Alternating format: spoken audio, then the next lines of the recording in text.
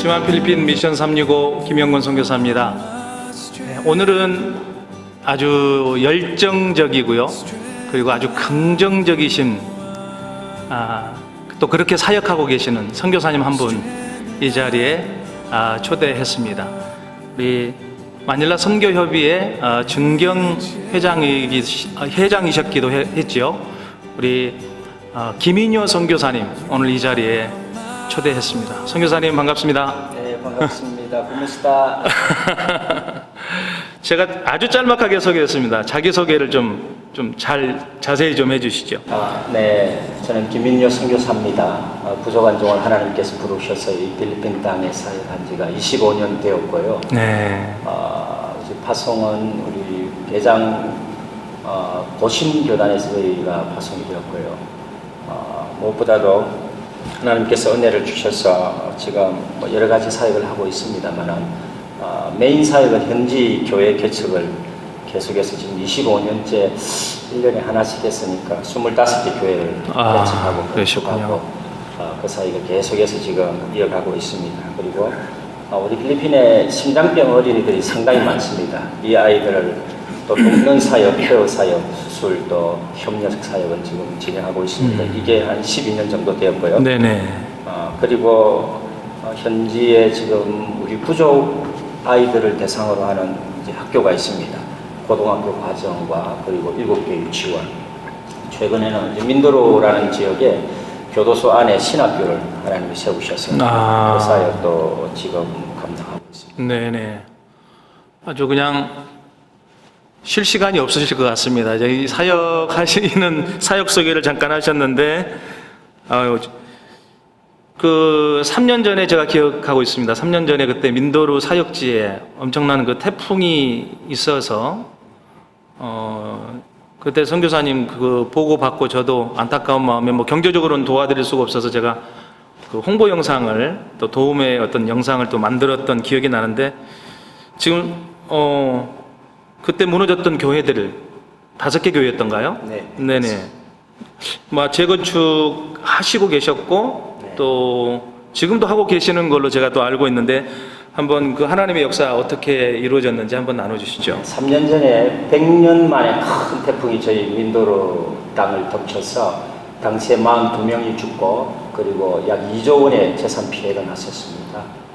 그때 당시에 저는 민도로 땅 있지 아니하고 제자들을 훈련시켜서 캄보디아에 선교사로 파송하기 위해서 캄보디아 땅에 있었는데, 제가 아침에 이제 눈을 떠서 제가 가지고 있는 핸드폰으로 우리 필리핀 신문을 보는데 민도로 땅에 100년 만에 태풍이 와서 42명이 죽은 거예요. 네. 그리고 메인 화면에 교회가 현지 교회인데 돌에 묻혀서 완전히 파괴가 되고 지붕이 다 날아간 그런 교회가 이제 뜬 거예요. 근데 저는 그 교회가 우리 교회일 거라고 생각도 못했습니다. 그런데 줌을 땡겨서 보니까 세상에 그 교회가 제가 민도로 땅에 가서 처음으로 개척한 우리 호산나 교회였습니다. 사진으로 저도 봤었습니다. 그 순간 저는 이 일을 선교사가 어떻게 감당할지 정말, 왜냐하면 42명이 죽었기 때문에 그 돌에 묻힌 교회에서 성도들이 죽은 걸로 저는 그렇게 생각한 거예요. 이제 나중에 제가 알았지만 하나님께서 우리 성도들을 한 명도 안 다치게 하셨고, 한 성도도 아이들까지 머리 들것 하나 빠지지 아니하고 그렇게 다 지켜주셨습니다. 거기에 관련된 간증이 있었다고 제가 알고 있습니다만. 그때 당시에 이제 한 12시 정도 돼서 비가 오기 시작했고요. 저희 그 교회가 일반 우리 필리핀 사람들이 아니고 망년 미존도 종족이죠. 네. 부족 사람들이거든요. 네네. 그래서 자연재해가 오면 항상 비가 오면 교회에 다 모여서 우리 또 형제 목사님들이 닭죽을 쏘서 또 믿지 않는 사람들까지 다 대접하고 찬송하면서 그렇게 찬양을 하고, 어떻게 보면 교회가 전도의 기회가 되어지거든요. 근데 그날도 이제 12시부터 비가 와서 오후 3시 넘어가니까 비가 너무 많이 오니까 우리 목사님이 현지 교인들과 또 거기 주민들 모두 광고를 해서 교회로 다 모이라고 그렇게 광고한 거예요. 교회는 유일하게 그 지역에서 콘크리트로 지어진 튼튼한 건물이고 지대도 가장 높습니다. 100살 된 할머니가 걱정하지 말라는 거예요. 왜냐하면 자기가 100살 살았는데 교회 옆에 있는 작은 계곡에서 물이 넘어서 한 번도 이 육지적으로 넘어온 적이 없대요.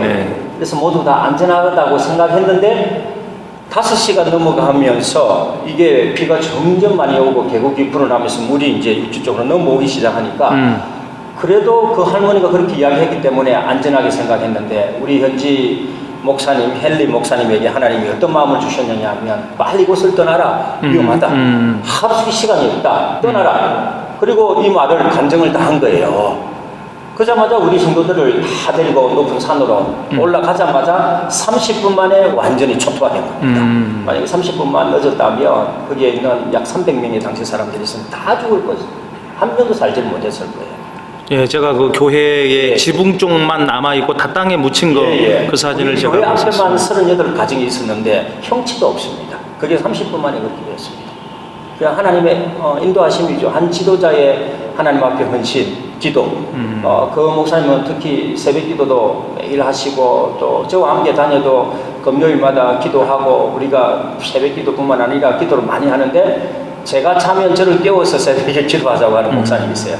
그 정도로 기도를 많이 하니까 하나님께서 그 목사님에게 지혜를 주신 것 같아요.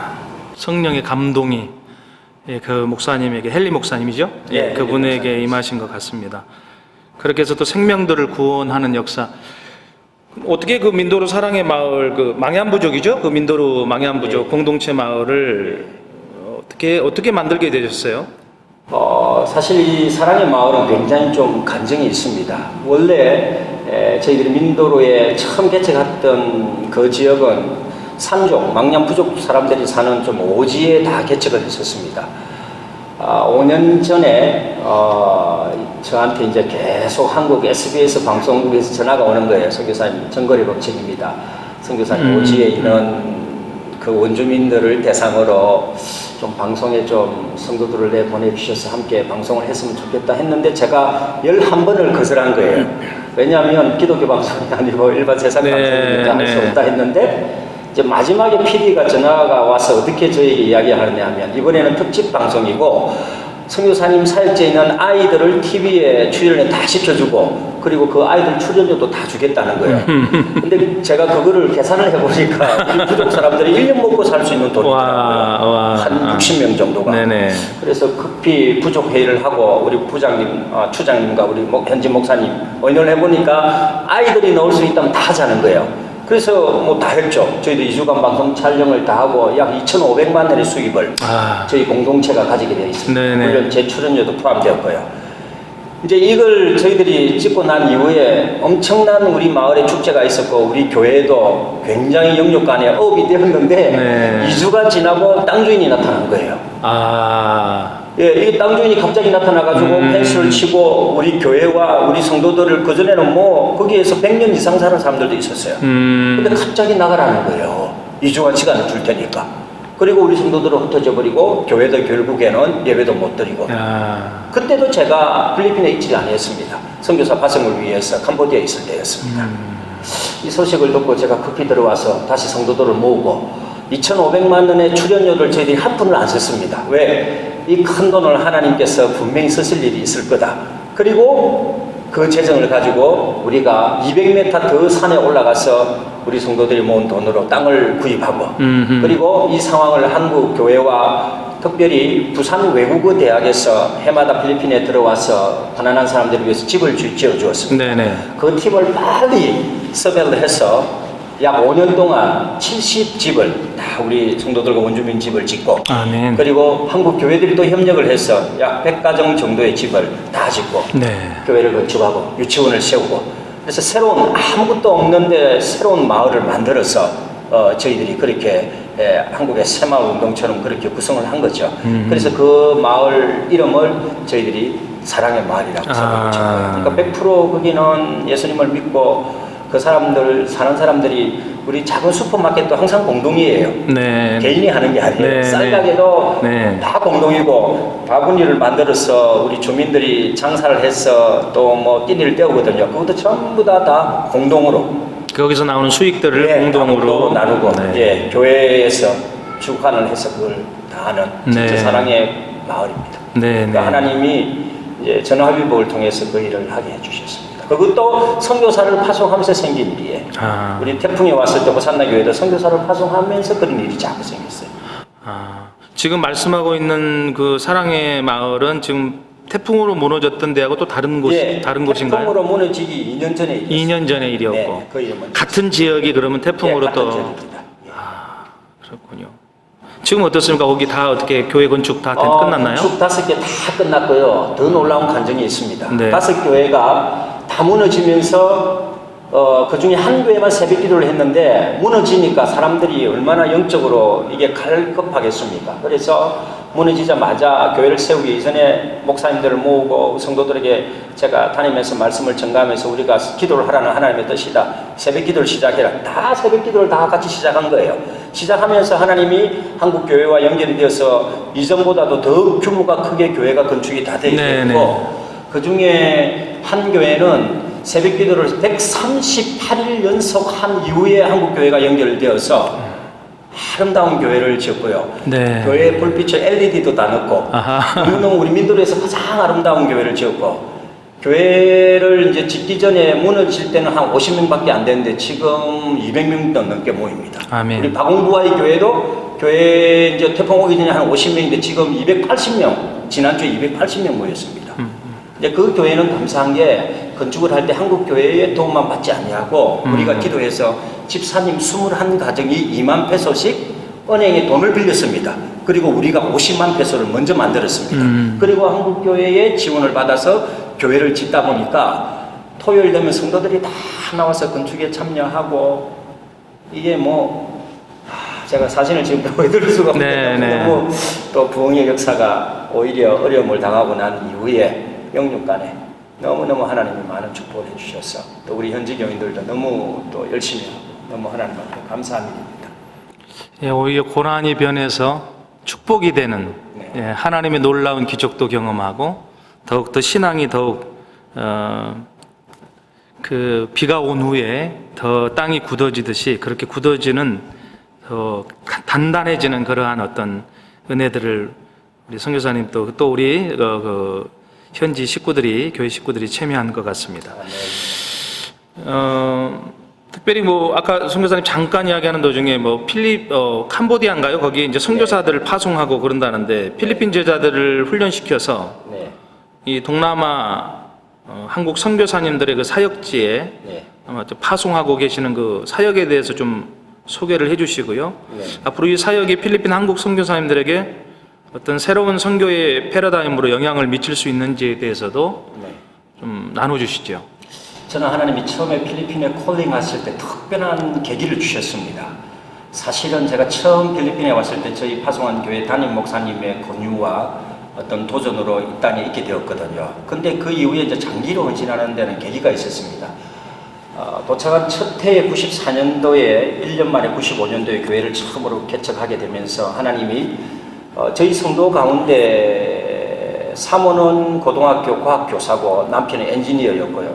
제가 목회했던 우리 교회 집사님들 가운데 가장 엘리트였습니다. 근데 이 두 분이 어느 날 갑자기 이제 저희 교회가 1년이 지나고 100명이 넘어가고 재정도 좀 어느 정도 채워지고 너무 분위기가 좋은데 갑자기 예배를 마치고 저에게 찾아와서 선교사님 의논 드릴 게 있다는 거예요. 그게 뭐냐고 물으니까 자기들이 선교사로 가고 싶다는 거예요. 어디를 가고 싶으냐 물으면 제가 깜짝 놀랐어요. 왜냐하면 제가 가고 싶었던 나라예요. 제가 원래 필리핀에 오기 싫어했고 저는 중국에 가고 싶었는데 중국에 도전을 받았는데 제가 못 간 것을 하나님이 보시고 우리 성도들을 통해서 중국에 갈 마음을 주신 거예요. 그래서 제가 우리 아브라함 선교사에게 물었습니다. 선교사로 가는 것이 얼마나 힘들고 신학 공부도 해야 되고 돈도 많이 든다. 선교사 걱정하지 말라. 신대원 공부를 다 맞춰놓은 거예요. 그리고 재정도 자기 엔지니어다 보니까 친구들 통해서 후원금도 다 마련해놓은 거예요. 그래 갈 때 비행기 티켓만 끊어달래요. 그게 얼마냐 물어보니까 얼마 안 되더라고요. 그거는 우리 교회가 아니 뭐 내가 해줄 수가 있다. 그래서 제가 파송하는 그날 1시간 15분을 설교를 했는데 설교 시작하고 5분 이후에 이제 눈물을 흘리기 시작해서 약 1시간 동안 계속 눈물로 설교하면서 사실 다른 거 간증한 게 아니에요. 성도 여러분, 제가 정말 중국에 선교사로 가고 싶은데 오늘 우리 성도가 중국에 선교사를 파송하는 이 날은 제 인생에 있어서 정말 역전의 날입니다.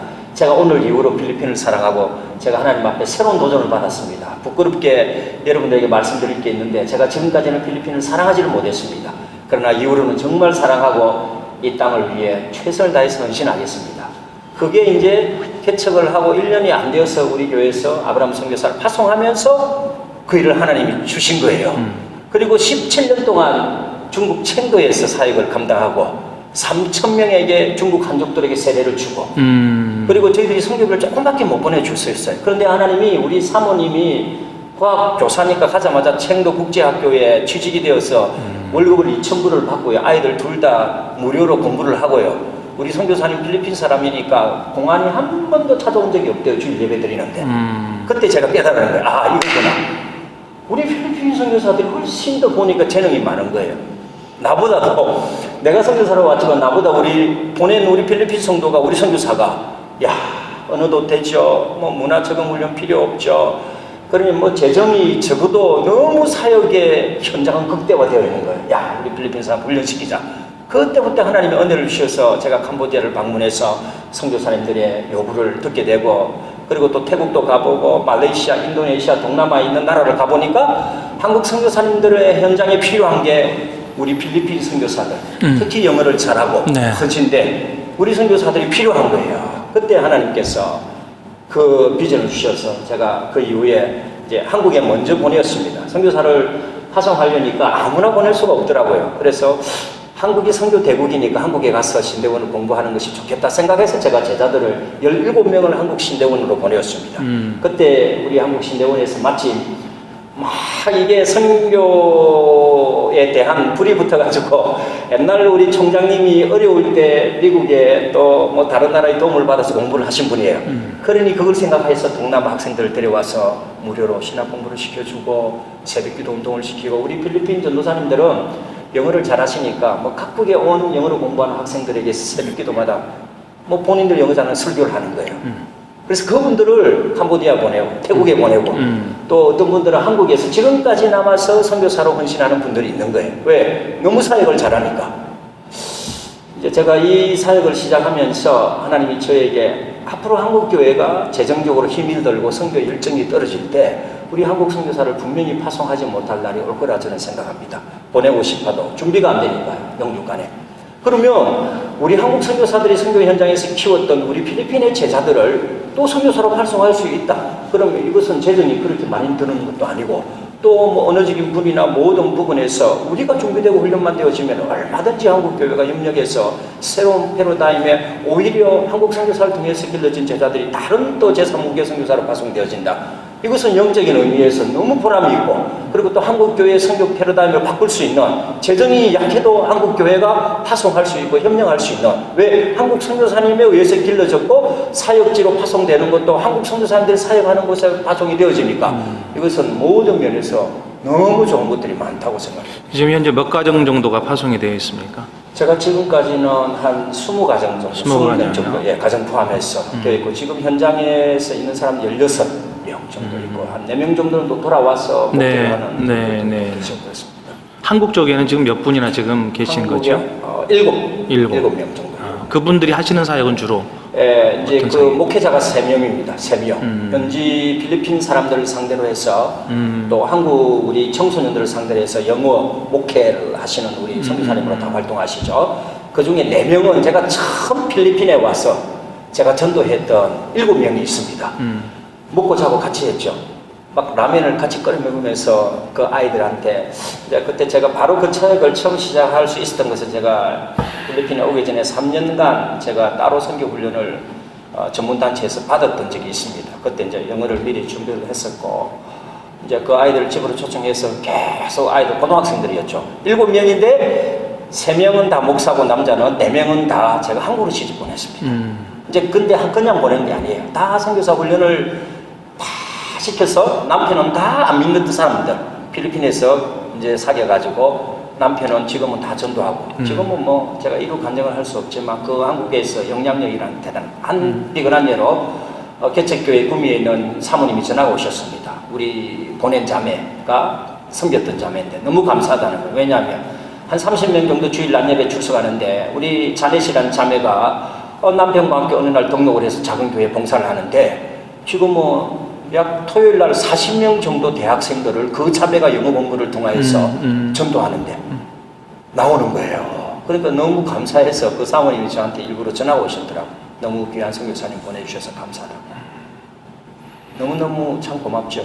그리고 필리핀에서 이제 한국으로 그 이주해 가신 분들을 케어하고 네트워크하고 또 그분들 필리핀어들을 위한 사역을 또 같이 하시고 계시는가요? 그 필리핀 목회자들이? 그렇습니다. 필리핀 사람들 사역도 할 뿐만 아니라 제가 지금 하고 있는 게 이제 영어 캠프를 또 합니다. 네네. 올해 1월달 같은 경우는 포항의 한 교회에 가서 지금 우리 기존에 가 있던 우리 필리핀 자매들, 선교사를 보냈던 자매들하고 제가 민드로에서 키우는 영어 교사들을 함께 이렇게 접목을 해서 한 교회 주일학교 300명 아이들을 대상으로 4박 5일 동안 영어 캠프를 저희들이 다 진행을 했습니다.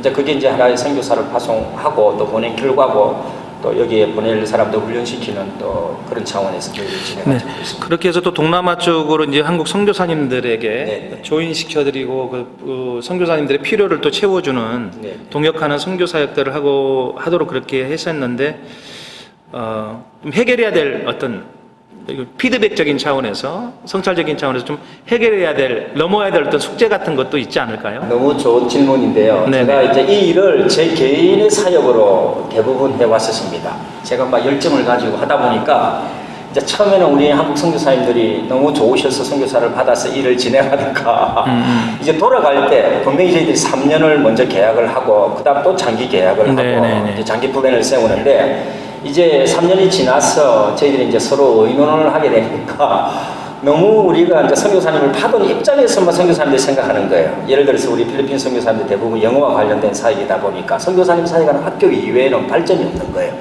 그래서 우리 선교사님 3년을 지나면 좀 더 영향력 있는 사역으로 나아가야 되는데 우리 현지에서 사역하는 선교사님들이 그 사역에만 우리 선교사님들을 한정적으로 국한시키고 또 다른 지역이나 다른 선교사님들의 협력 이런 게 잘 안 되는 거예요. 그래서 제가 결심한 게 이거는 혼자 해야 될 사역이 아니구나. 파송할 때도 내가 개인으로 그냥 제가 소속돼 있는 어떤 단체나 이런 데서 해야 될 정도가 아니고 저보다 선교사 협의회라든지 네네. 적어도 좀 큰 선교 단체에서 우리 선교사들 훈련을 시키고 파송도 하고 네. 케어도 해야 네네. 이게 좀 제대로 돌아가겠구나. 네네. 그런 어떤 좀 안타까움을 최근에 가지고 있습니다. 예, 많은 공감을 하고요. 또 그러한 생각들을 지금 갖고 계시는 이미 경험을 갖고 계시는 선교사님들 중에 이런 똑같은 고민들을 하고 계시는 이제 선교사님들이 지금 계시다고 알고 있고 조만간 제가 우리 치만 필리핀에서 네. 그런 이런 파송 훈련을 시켜서 파송을 하고 있는 현지의 파스터들 또 선교사들을 파송하고 있는 그런 선교사님들 또 그런 단체와 함께 좀 이런 부분들을 같이 고민할 수 있는 자리, 깊이 좀 넓게 또 토론할 수 있는 자리를 좀 마련하려고 합니다. 네, 그때 꼭 같이 나와주시면 물론입니다. 감사하겠습니다. 또 선교사님 보니까 몇 년 전부터 바나바 선교회, 바나바 선교회를 만들어서 또 현지에서 활동을 하고 계시는데 좀 소개해 주시고 또 이 선교회의 사역 방향, 또 사역들이 어떤 것인지 좀 소개해 주시죠. 바나바 선교회는 저희 이제 선교사님들이 협력 선교를 위해서 한 3년 반 전부터 매주 금요일 날 모여서 저희들 2시간씩 기도하는 모임이 6가지가 있었습니다. 이제 하나님이 그 선교회를 조직하게 하실 때도 우리가 선교 현장에서 같이 협력할 수 있는 일이 무엇이냐, 그리고 열정을 가지고 영향력 있는 선교를 우리가 어떻게 과연 협력하면서 일을 이룰 것인가. 이 사역이 뭐 제가 만든 것은 아니고요. 우리 선교사님 기도하다 보니 하나님께서 또 바나바 선교회라는 이름을 주셨고 또 그 선교회의 어떤 정체성이라 할까요? 그런 사명을 주셨을 때는 우리가 선교사님들을 돕는데 어떤 사역을 통해서 도울 것인가, 그거를 저희들이 기도하게 되었고, 그리고 또 하나님이 처음에 저에게 주셨던 이 필리핀 현지 사역자들을 훈련시켜서 어떻게 하면 선교사로 파송하는 일에 협력할 수 있을 것인가, 그 2가지 큰 모티브들을 가지고 저희들이 계속 기도를 해왔었습니다. 근데 하나님께서 저희 뭐 한 6가정밖에 안 되는데도 장자권이라는 그런 세미나를 우리 선교사님들을 도전하고 훈련하는 일들을 저희들이 3번을 그동안 진행했고요.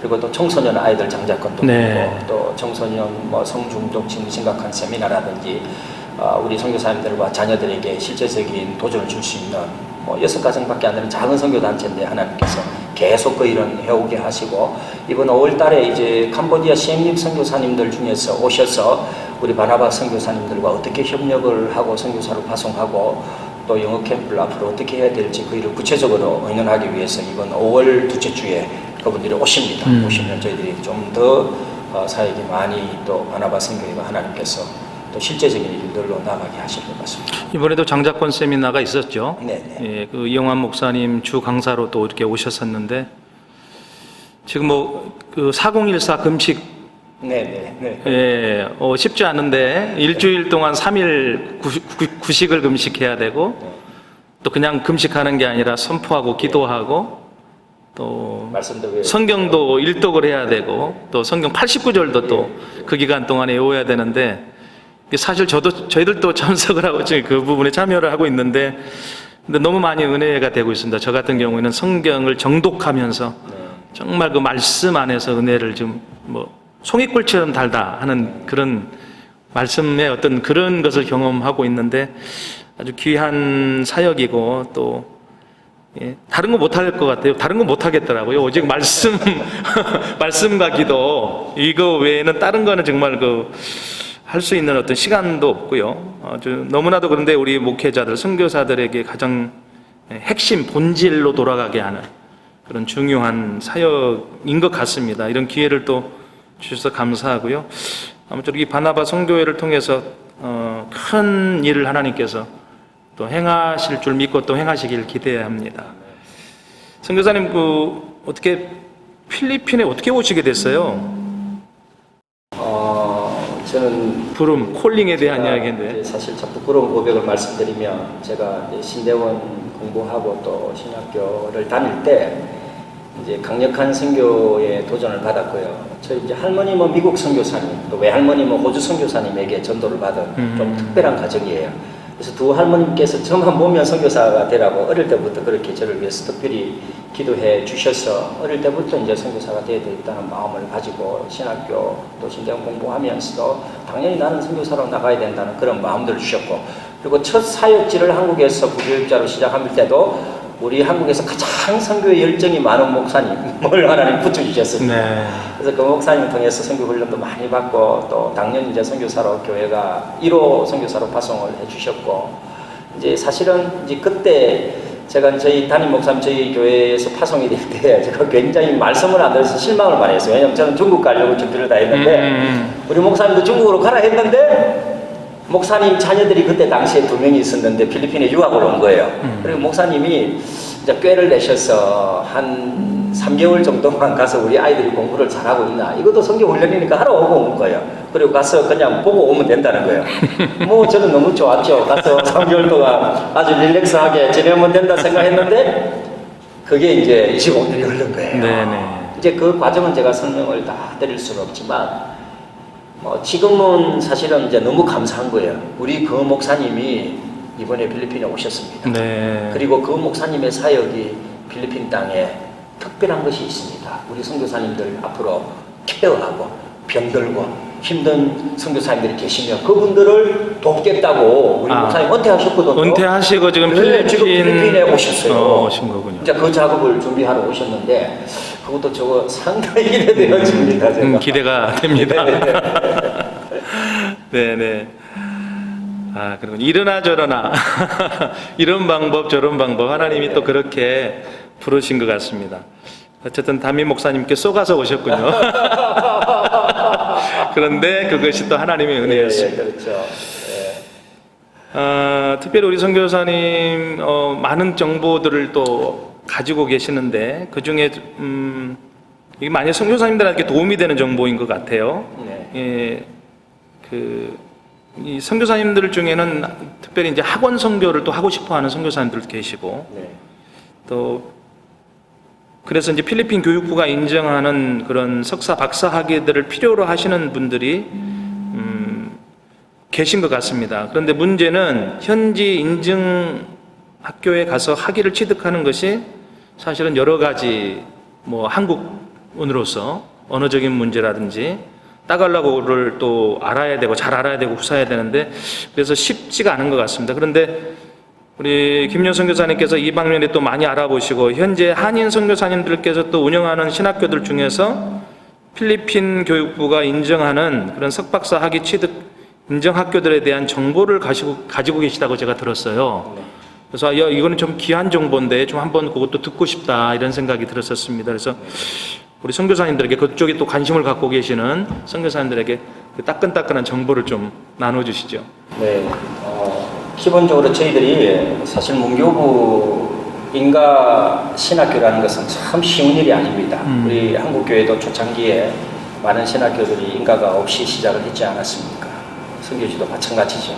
대부분 선교사님들이 시작을 해도 문교부 인가를 받아서 하는 것이 쉽지를 않은데, 우리 필리핀에 이제 가장 먼저 생긴 신학교가 PTS라는 신학교가 있습니다. 우리 장로교 신학교죠. 네네. 그리고 두 번째로 생긴 신학교가 우리 최창환 선교사님께서 하는 MTC라는 신학교가 있습니다. 마닐라 시알지칼 세미나리 또는 칼리지죠, 지금은.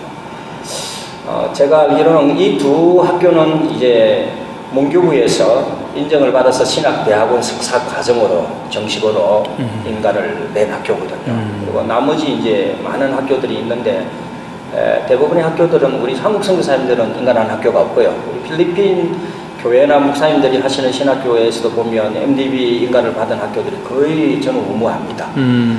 근데 제가 알기로는 우리 MTC 신학교가 이 필리핀 땅에서는 가장 먼저 마스터 오브 디비니티 신학 석사 과정을 문교부로부터 인정을 받아서 시작한 학교로 제가 알고 있습니다. 이 신학교가 30년이 되었고요. 참 놀라운 것은 이 신학교는 이 과정뿐만 아니라 필리핀에서 유일무이하게 Doctor of Theology 그리고 Doctor of Philosophy 철학 박사, 예, 신학 박사, 철학 박사. 예. 네네. 그거는 뭐 전체 우리 필리핀 신학교를 통틀어서 하나밖에 없습니다. 물론 문교부 인가학교입니다. 그리고 최근에는 더 놀라운 것은 3년 반 전이었죠. 덕터 메디슨. 참 이건 기적이죠. 신학교가 사실은 의대를 한다는 것은 거의 불가능하거든요.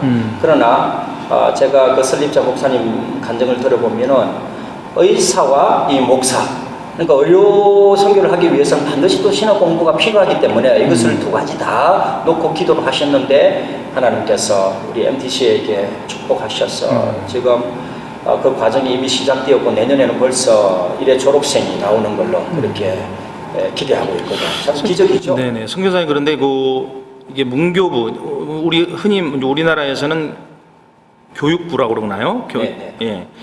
이 문교부가 인정하는 석박사, 네네. 또 그냥 일반적으로 보면 교단이나 파운데이션이 그냥 인정하고 있는 것하고는 어떤 차이가 있습니까? 퀄리티에서 차이가 굉장히 많이 납니다. 예를 들어서 문교부 인정학교에서 나가는 이 학위는요, 그 과정이 굉장히 스트릭합니다. 그리고 교수 요원이나 학교 규모나 그리고 또 입학 과정부터 졸업할 때까지 그 과정이 굉장히 힘들고 또 공부하는 것이 쉽지 않습니다. 그러나 교단 신학이라든지 그리고 파운데이션이 주는 어떤 그런 학위들은 아무래도 이게 뭐 스트릭하지 못하다 보니까 뭐 설립자들도 마찬가지고 학생들도 좋은 학생들이 들어오는 것이 조금 문제가 있고요. 그리고 그 학위를 주는 과정에서부터 또 취득하는 과정까지 사실 학위라기보다는 그 교단이나 파운데이션을 주는 하나의 졸업장이나 수료증 정도로 생각해야지 이것을 어떤 학위를 준다는 거로 생각해서는 안 되고요. 그래서 이제 이런 학위를 줄 수 있는 신학교가 너무 귀하고 그리고 또 이런 학교들이 필리핀 신학생뿐만 아니라 또 우리 한국 선교사님들 중에서 또 공부가 필요하신 분들 그리고 특히 동남아에 있는 우리 많은 신학생들이 여기에 와서 공부를 해서 학위를 취득해서 공부로 돌아가서 신대원이나 신학교의 교수가 되는 데는 절대적으로 필요한 신학교가 이 필리핀에 있다는 것이 너무나도 감사하고 특히 MTC 같은 경우는 그 모든 과정을 교수 요번까지 길러낼 수 있는 정식의 문교부 인가학교이기 때문에 너무너무 귀하고 또 의대까지 있으니까 이것은 하나님께서 특별히 쓰시는 거예요. 교수 사역을 실질적으로 하려면 그 문교부가 인정하는 박사 학위를 취득을 해야 되는 건가요? 그럼요. 이제 그 학교에 가서 그 현지에서 정식으로 또 문교부가 주는 그 현지 학교 있지 않습니까? 네. 거기에서 정식 교수가 되기 위해서는 아하. 여기에서 정식으로 문교부 인가를 받아서 그 나라의 문화예술진흥원에 등록이 되어야만이 정식 또 학교의 교수가 될 수 있습니다. 네. 굉장히 중요하죠. 네. 그게 없이는 정식 인가 학교에서 교수가 될 수 없습니다. 그렇군요. 예, 우리 선교사님들에게도 아주 좋은 소식인 것 같습니다. 어쨌든 또 한인 우리 선교사님이 운영하는 그런 학교 안에 또 이 필리핀 문교부에서 인정하고 있는 이 석박사 과정이 있다고 하는 것 자체가 또 얼마나 또 귀한 일인지 모르겠습니다. 학원 사역에, 또 학교 선교 사역에 관심이 많으신 우리 앞으로 또 이것을 하시려고 하시는 또 우리 선교사님들은 이런 정보에 대해서 좀 참고를 많이 하셨으면 좋겠고요. 더 뭐 구체적인 것들은 MTC 우리 MTC 최창한 선교사님에게 문의를 주시면 좋겠다는 생각입니다. 목사님, 많은 이야기 또 나누고 싶은데 시간이 많이 갔습니다. 기도 제목 3가지 있으면 좀 나눠주세요. 개인 기도, 가정 기도, 사역 기도 한 가지씩 있으면 저는 좀 나눠주십시오. 기도가 선교 현장을 살리는 유일한 길이라고 생각합니다. 아무리 물질이 풍부해도 하나님의 은혜가 떨어지게 되면 선교 사역은 성공할 수 없으니까요. 저 개인적인 기도 제목은 제가 최근에 당뇨가 생겼는데 저도 왜 생겼는지 모르겠습니다. 기도하라는 경고겠죠. 제 건강을 위해서 기도해 주시고요. 저희 가정이 하나님 앞에 좀 더 신실하게 또 나아갔으면 좋겠고, 제 아들이 제가 결혼을 빨리 했는데 늦둥이 아들이 하나가 딱 있습니다. 이제 고등학교 2학년인데 하나님 앞에 좀 쓰임 받는 종으로 그렇게 예비되었으면 좋겠습니다. 목사님 자녀 하나, 예, 아들 하나. 외동 아들. 예, 외동 12년 만에 하나 주신 선물입니다. 지금 고등학교 2학년. 2학년. 예, 한참 비올 때죠. 첫 아들이 첫 열매는 하나님의 것이라고 그랬는데요. 그래서 이름은 조셉이라죠. 예, 아이고. 사역의 기도 제목은 최근에 이제 하나님께서 이제 좀 영향력 있는 선교에 대한 관심을 많이 주셨습니다.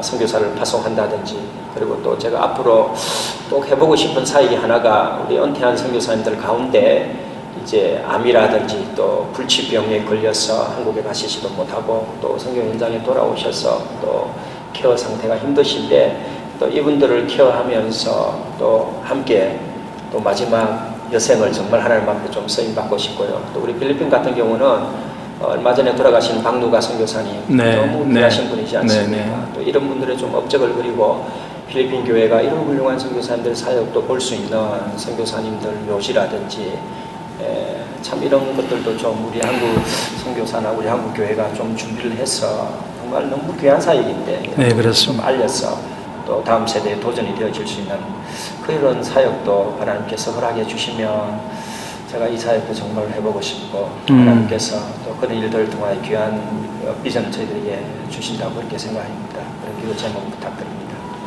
아니, 제가 개인적인 질문이다마는 이 마닐라에서 이 민도로까지 제가 알기로는 매주 사역지로 가신다고 그러는데 힘들지 않으세요? 처음에는 지금 몇 년째 지금 여기만 17년째 17년째로 예, 처음에는 굉장히 힘들었는데 단련이 되셨군요. 예, 지금은 옆집에 가는 것처럼 전혀 힘들지 않습니다. 사역지까지 가시는데 보통 몇 시간 걸리십니까? 7시간 정도 걸리고요. 이제 제가 죽을 고비도 이제 배를 타고 다녀야 되니까 몇 번 넘겼는데 지금은 오히려 더 그것이 감사하고 어떤 분들은 거기 가서 살면 되지 않느냐 생각하는데 또 마닐라 중요한 사역들이 있다 보니까 하나님이 때가 되어지면 또 거기에 큰 선교센터도 하나님 주셔서 때가면 또 더 집중해서 사역할 수 있는 길도 분명히 하나님 주시지 않겠습니다. 오늘 참 우리 김인현 목사님 모시고 선교사님 모시고 많은 또 사역 이야기 또 그 속에 담겨진 간증과 하나님의 은혜 나누게 됐는데 뭐 이 짧은 시간 안에 모든 것을 또 나눌 수 없어서 너무 또 아쉽기도 합니다. 근데 그 간증 속에서 정말 그 망ян부족 우리 사랑의 마을 설립했는데 어렵게 정말 설립해서 행복했는데 또 그 마을이 또 큰 태풍을 만나서 또 다 수몰되어지는 그런 아픔도 겪고, 그런데 또 하나님께서는 또 그것을 또 이용하셔서 더 믿음이 더 굳어지게 만드시고 또 하나님이 더 큰 은혜를 체험하게 하셔서 그 현지 목사님 통해서 또 성령의 감동 주셔서 정말 그 목사를 모세처럼 세워서 그 지역 현지인들의 모세와 같은 존재로 리더십을 또 그 고난의 와중에서 부여하시고 그들의 생명을 또 구원케 하는 그 놀라운 은혜를 또 주셨는데요. 그렇게 해서 정말 더 많은 또 현지인들이 또 구원받고 교회 공동체 안에 들어와서 하나님을 또 예배하는 그런 역사를 또 이루고 계신 것을 볼 때 하나님 우리 순간순간 닥쳐오는 실패, 고난, 좌절, 근데 그것은 실패가 아니고 결국은 하나님의 그 승리로 가는, 부흥으로 가는 어떤 그 과정 속에 있는 하나의 작은 점이라고 하는 생각이 들어집니다. 오히려 어떤 제가 이 이야기를 들으면서 감동이 왔냐면, 그것이 수몰되어지고 무너져가는 과정 속에서 그 현지인들 마음속에 어떤 모든 우상들, 모든 죄악들, 부패되어진 것들이 다 잠겨버리듯이 그렇게 다 잠겨버리고 수몰되어져 버리고 죽게 되어지고 새로운 부활의 생명으로 그렇게 또 나온 것이 아니냐는 자꾸 그런 감동이 제 마음속에 이야기를 듣는 중에 있었습니다. 오늘 정말 그 한 몸이 열 몸이어도 부족할 그런 상황 속에서 열심히 열정적으로 지금도 사역을 감당하고 계시는 우리 김인효 선교사님, 오늘 미션 365에 모셔서 귀한 사역 또 간증의 이야기 나누었습니다. 선교사님 감사합니다. 오늘 이렇게 나와주셔서 감사합니다. You lift me